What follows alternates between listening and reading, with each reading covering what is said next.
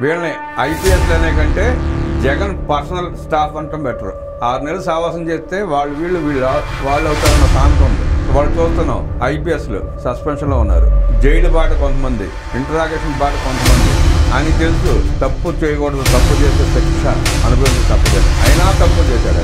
YCP ప్రభుత్వంలో పనిచేసిన అధికారులే ఎందుకు అరెస్ట్ అవుతున్నారో ఆ పార్టీ ఆత్మ విమర్శ చేసుకోవాలి. జగన్మోహన్ రెడ్డితో సావాసం చేస్తే ఎవరైనా జైలుకి వెళ్లాల్సిందే. టీడీపీ నాయకులను వేధించడానికి సిఐడిని వినియోగించిన వ్యక్తి జగన్. నారా చంద్రబాబు నాయుడు గారు ముఖ్యమంత్రిగా ఉన్నప్పుడు కానీ ఏనాడు ఏ అధికారి కోర్టును చెక్కిన పరిస్థితి లేదు, అరెస్ట్ అయిన పరిస్థితి లేదు. 2004 రాజశేఖర రెడ్డి ముఖ్యమంత్రి అయిన తర్వాత కొంతమంది ఐఏఎస్ ఆఫీసర్లు, ఐపీఎస్ ఆఫీసర్లు తప్పుడు పనులు చేశారు. నాడు అనుభవించారు, జైళ్ల పాలయ్యారు. ఇప్పటికీ ఉన్నారు, చూస్తూనే ఉన్నాం వాళ్ళ పరిస్థితి ఎలా ఉందో. అదే పందాన్ని కొనసాగిస్తూ కొడుకు జగన్మోహన్ రెడ్డి సీఎం అయిన తర్వాత కూడా కొంతమంది అదే బాటలో పయనించారు. నాడు రాజశేఖర హయాంలో తప్పుడు పనులు చేసిన అధికారులు ఎన్ని కష్టాలు పడ్డారో, ఎన్ని బాధలు పడ్డారో, జైల్లో మగ్గిన సంగతి చూసిన తర్వాత కూడా బరి తెగించి 2019 తర్వాత కూడా అదే రకంగా వ్యవహరించారు. వాళ్ళు చూస్తున్నాం ఐపీఎస్లు సస్పెన్షన్లో ఉన్నారు.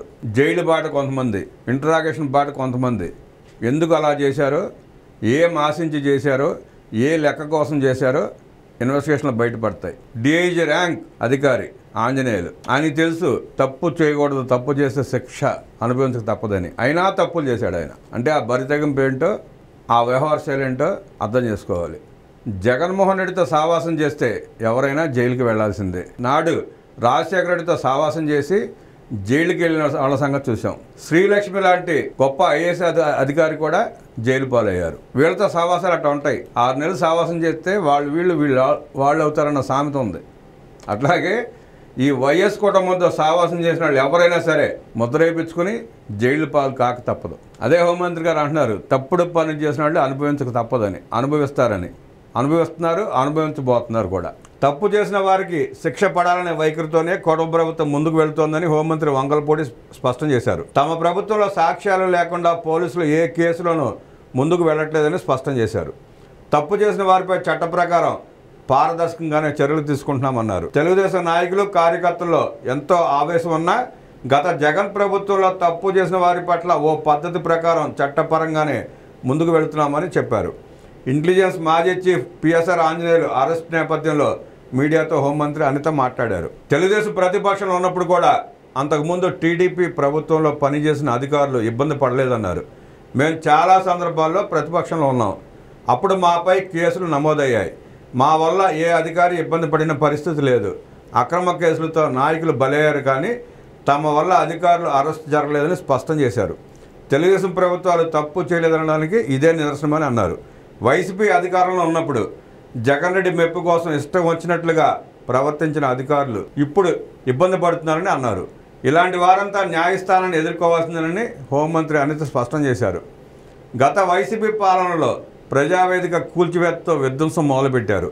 మా పార్టీ నేతలందరిపైన తప్పుడు కేసులు పెట్టారు. టీడీపీ కార్యాలయాన్ని ధ్వంసం చేశారు. మహిళలని చూడకుండా బెదిరింపులకు పాల్పడ్డారు. టీడీపీ నాయకులను వేధించడానికి సిఐడిని వినియోగించిన వ్యక్తి జగన్. కూటమి ప్రభుత్వంలో సాక్ష్యాలు లేకుండా పోలీసులు ఏ కేసులోనూ ముందుకెళ్లడం లేదు. వైసీపీ ప్రభుత్వంలో పనిచేసిన అధికారులే ఎందుకు అరెస్ట్ అవుతున్నారో ఆ పార్టీ ఆత్మ విమర్శ చేసుకోవాలి. జగన్ వల్ల గతంలో శ్రీలక్ష్మి లాంటి ఐఏఎస్ అధికారులు జైలుకు కూడా వెళ్లారని అనిత అన్నారు.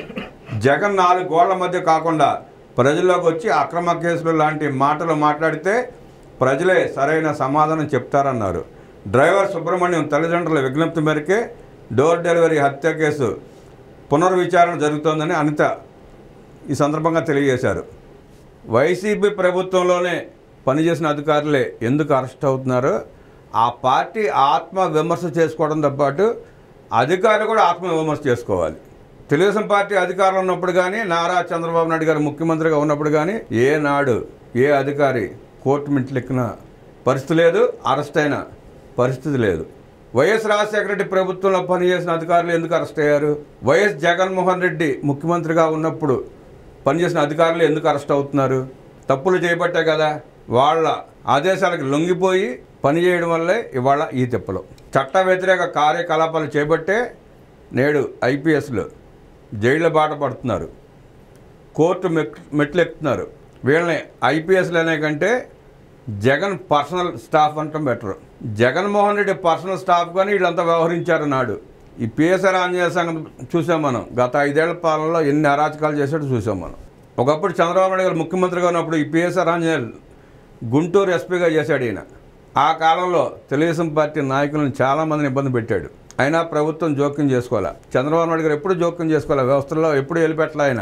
జగన్మోహన్ రెడ్డి అంటే గత 5 ఏళ్ల పాలనలో ప్రతి పని, ఆఖరికి గ్రామ స్థాయిలో మండల స్థాయిలో ఉన్న పోలీస్ స్టేషన్లో కూడా ఆయన ఎంటర్ అయిపోయి పనులు చేపించాడు. ఆనాడు హోంమంత్రికి ఏమీ అవకాశాలు లేవు, మాట్లాడే హక్కు కూడా లేదు, మాట్లాడలేకపోయారు మంత్రులు ఎవరు. అంతా సకల శాఖ మంత్రే సజ్జల రామకృష్ణారెడ్డి గారు చూసుకున్నాడు అన్నీ. జగన్మోహన్ రెడ్డి బటన్ నొక్కితే ఈయన ఫోన్ చేసి చక్కగా చెప్పేవాడు అనమాట. బటన్ నొక్కడం అంటే బ్యాంకులో డబ్బులు వేయటానికి బటన్ నొక్కడం కాదు. బ్లాక్ రూమ్లో కూర్చుని లోపల కాలింగ్ బెల్ నొక్కితే బయట సజ్జలో వెళ్ళి లోపలికి వెళ్ళి కనుక్కొచ్చి పోలీస్ స్టేషన్కి ఫోన్లు చేసి ఇలాంటి కార్యక్రమాలు మొత్తం చేశారనమాట.